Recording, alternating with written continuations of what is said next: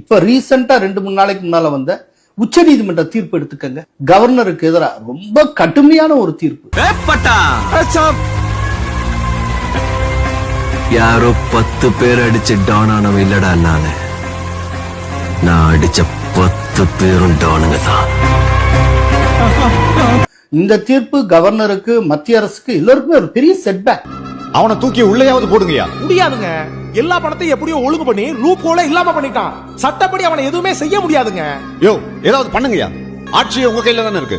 அவங்க கையில office room இருக்கு. யார் போனாலும் ஆப் வச்சு ஆஃப் பண்ணிடுறான். பொதுமக்களும் நல்லது நடக்கிறதுனால யாரும் காட்டி கொடுக்க மாட்டேன்றாங்க. Full support. பட் இதை எதிர்த்து மேல்முறையீடு போவாங்க. அது ஒரு பெரிய ப்ராசஸ் இருக்கு, அதை விட்டுருங்க. பட் இது ஒரு பெரிய setback. Stalin is more dangerous than கருணாநிதிங்கிறத நாம யாரும் மறந்துடக்கூடாது.